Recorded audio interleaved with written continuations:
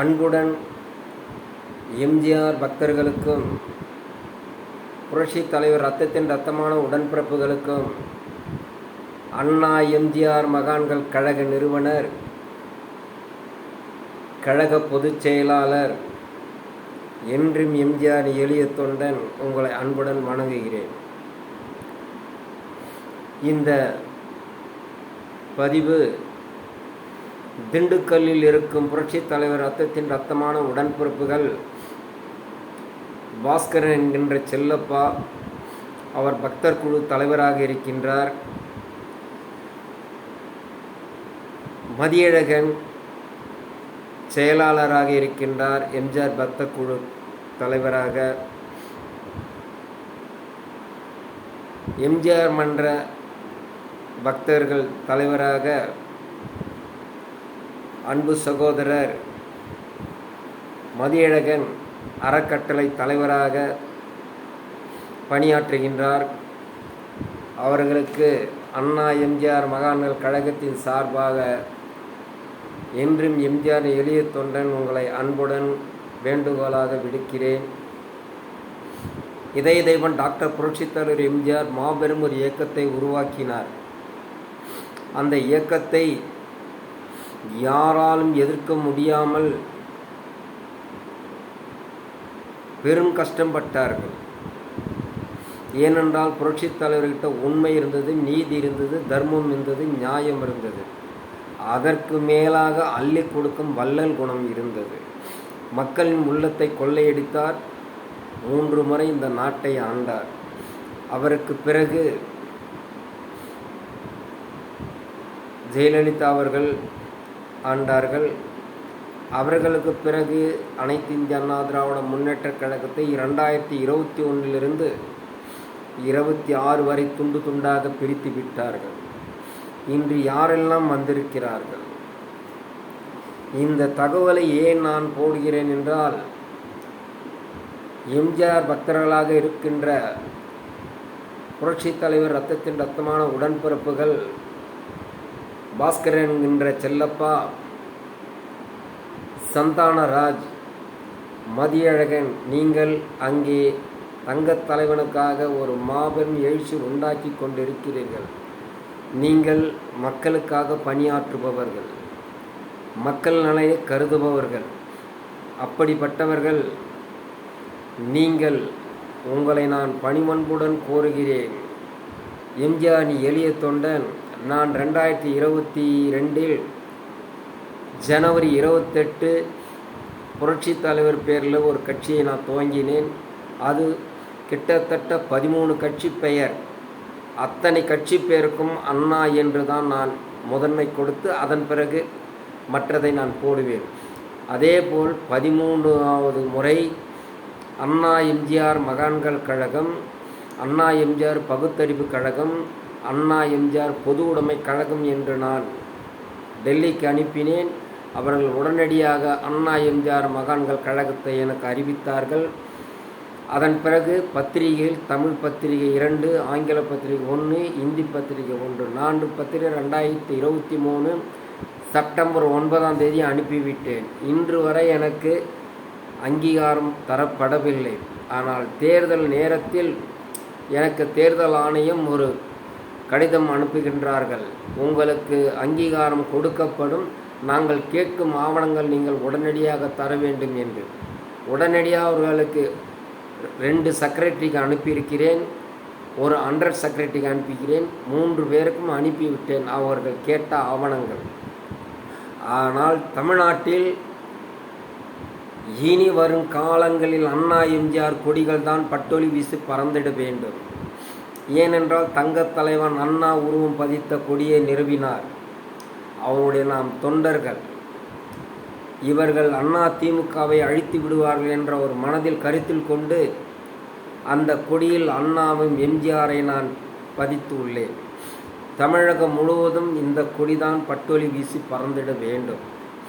அதற்கு உங்களுடைய அன்பான வேண்டுகோள். நீங்கள் அறக்கட்டளைகள் நிகழ்த்துகின்றீர்கள். எங்கள் இயக்கத்தில், அண்ணா எம்ஜிஆர் மகான் இயக்கத்தில் நீங்கள் வந்து பணியாற்றுங்கள். உங்கள் அனைவருக்கும் மாநில நிர்வாகியாக நான் நியமிக்கப்படுகிறேன். நீங்கள் யார வேண்டுமென்றாலும் பொறுப்புகள் வழங்கப்படலாம். ஆனால் சுயநலமாக உள்ளவர்களுக்கு நீங்கள் பொறுப்பு வழங்கக்கூடாது. அது மாநிலமாக இருந்தாலும் சரி, மாவட்டமாக இருந்தாலும் சரி, பகுதியாக இருந்தாலும் சரி, வட்டமாக இருந்தாலும் சரி. கிட்டத்தட்ட ஒரு 19 அமைப்பு இருக்கின்றது நம் இயக்கத்தில். இவை அனைத்துக்கும் நீங்கள் நல்லவரை பார்த்து தேர்ந்தெடுத்து எனக்கு கொடுத்தால் நான் உடனடியாக அவர்களுக்கு பொறுப்புகள் வழங்கப்படும். தமிழ்நாட்டில் புரட்சித் தலைவர் பெயர்தான் விளங்க வேண்டும். ஆனால் மக்கள் அப்படியே இன்று புழுங்கி விட்டார்கள். இவர்கள் செய்த தவறால் நிகழக்கூடாதெல்லாம் நிகழ்ந்து விட்டது. அதற்கு காரணம் யார்? இவர்கள்தான். ஆனால் இன்னமும் புரட்சித் தலைவர் இரத்தத்தின் இரத்தமான உடன்பிறப்புகள் தமிழ்நாட்டில் அமைதியாக இருக்கின்றார்கள். அவர்களுக்கு இன்னும் ஒரு மாற்றம் வரவில்லை என்ற ஒரு ஏக்கம். அந்த ஏக்கத்தை நாம் மாற்ற வேண்டாமா? நம் தங்கத்தலைவன் கொள்கையை வெளியே கொண்டு வர வேண்டாமா? அண்ணாவின் கொள்கையை நாம் கொண்டு வர வேண்டாமா? உங்கள் எம்ஜிஆர் பக்தராக திகழும் பாஸ்கர் என்ற செல்லப்பா, சந்தானராஜ் செயலாளர், மதியழகன் அறக்கட்டளை தலைவர், நீங்கள் அனைவரும் நம் இயக்கத்துக்கு வாருங்கள். நீங்கள் யாரை வேண்டுமானாலும் நியமனம் பண்ணுங்கள். ஆனால் மக்களுக்காக பணியாற்ற வர வேண்டும். அதுதான் நம்முடைய கொள்கை. அண்ணா சொன்னது உன்னால் முடியும் தம்பி என்றார். இதயம் டாக்டர் புரட்சித் தலைவர் எம்ஜிஆர் சொன்ன உழைப்பவரே உயர்ந்தவராவார் என்றார். இந்த 2 கொள்கை தான் நம்முடைய தாரக மந்திரம். அதற்கு நீங்கள் ஒத்துழைப்பு கொடுங்கள். எப்படி நம் நம்பர், நமது பெயர்லாம் இவருக்கு BSL ராஜாவுக்கு தெரிந்தது என்று உங்களுக்கு திகைப்பாக இருக்கலாம். என் நண்பர் சுப்பிரமணி, அவர் எனக்கு நீண்ட நாள் நண்பர். அவரை ரொம்ப நாளுக்கு பிறகு இன்று தான் நான் தொலைபேசியில் அழைத்தேன்.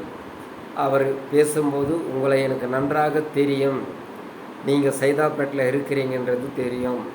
அப்போ தான் சொன்னேன், இது மாதிரி புரட்சி தலைவருக்காக வரணும், இந்த மாதிரி எம்ஜிஆருக்காக இவங்கெல்லாம் அரும்பாடுபட்டு வராங்க. அப்போ அவங்க நம்பரை எனக்கு கொடுங்க, நான் உங்களுக்கு தொலைபேசியில் பேசுகிறேன்னு சொல்லி உங்கள் நம்பரை வாங்கி பதிவு செய்து இப்போது நான் ஒரு சின்ன பதிவாக உங்களுக்கு அனுப்புகிறேன். நம் கொடி அண்ணா எம்ஜிஆர் கொடி தான். நமது உறுப்பினர் அட்டை இவைதான். புரட்சி தலைவர் எம்ஜிஆருடைய அட்டை. இந்த அட்டை தான் தமிழகமெங்கும் நிறுவப்பட வேண்டும். இதே மாதிரி உறுப்பினர் படிவம் உள்ளது. இது உங்களுக்கு நான் உறுப்பினர் அட்டை காமிச்சிருக்கிறேன். நீங்கள் தயவு கூர்ந்து நமக்கு வேண்டாம் என்று நினைத்து விடாதீர்கள். நம் தங்கத்தலைவன் இயக்கத்தை நாம் ஒன்றுபடுத்த வேண்டும். அது யாரால் முடியும்னா உங்களை போன்ற புரட்சி தலைவர் உண்மையான தொண்டர்களால் மட்டும்தான் முடியும். புரட்சி தலைவர்களால் வாழ்ந்தவர்களெல்லாம் சுயநலவாதியாகிவிட்டார்கள். புரட்சி தலைவர் இயக்கத்தில் இருந்து கொண்டே அவர்களுக்கு பதவிக்கு சரியாக கிடைக்காதனால் வேறொரு கட்சிக்கு சென்று விட்டார்கள். ஆனால் நாம் அப்படி அல்ல. கிட்டத்தட்ட புரட்சி தலைவர் 1972 கட்சி ஆரம்பத்தில் இன்று வரை நாம் அவருடைய உண்மையான தொண்டனாக தான் வாழ்ந்து கொண்டிருக்கும். அப்போது இந்த தொண்டர்களால் தான் இந்த நாட்டையும் இந்த இயக்கத்தையும் காப்பாற்ற முடியும். அதற்கு அண்ணா எம்ஜிஆர் மகான்கள் கழகத்துக்கு அணிதிரண்டு வாருங்கள். உங்களுக்கு நான் மாநில அளவு பொறுப்பு தருகிறேன். நீங்கள் எல்லோரையும் நியமிக்கலாம். எந்த இயக்கத்தில் இல்லாத நம் இயக்கத்தில் ஒன்று இருக்கின்றது. திருக்கோயில் அணி என்று பைலாவில் நான் சேர்த்திருக்கிறேன். தமிழ்நாட்டில் லட்சக்கணக்கான கோடி பணம் திருக்கோயில் சொத்து முடங்கி கிடக்கின்றது. அதை அரசியல்வாதிகளும் அதிகாரிகளும் கொள்ளையடிக்கப்படுகிறார்கள். இவைகளை நாம் மீட்க வேண்டும். அந்த சொத்துக்களை பாதுகாக்கப்பட வேண்டும். அதற்காக நீங்கள் இந்த பொறுப்பு ஏற்றுக்கொண்டால் படித்தவர்கள், ஓய்வு பெற்றவர்கள், IAS, IPS, FRS அந்த அதிகாரிகளை நீங்கள் நியமனம் பண்ணலாம் மாநில செயலாளராக. ஏனென்றால் அவருக்கு சட்டம் நுணுக்கங்கள் அனைத்தும் தெரியும். அவர்களை நியமித்தால் அவர் 21 நிர்வாகிகளும் மாநில நியமிக்கலாம். மாவட்டம் 38 மாவட்ட செயலாளர் நியமிக்கலாம். பகுதி செயலாளர்கள், ஒன்றியம், ஊராட்சி, பேரூராட்சி அத்தனையும் நியமிக்கலாம்.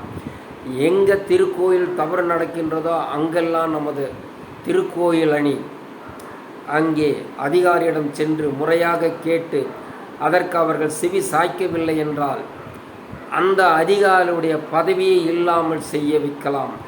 அண்ணா எம்ஜிஆர் மகான்கள் கழகத்துக்கு அப்படி ஒரு சக்தி இருக்கின்றது.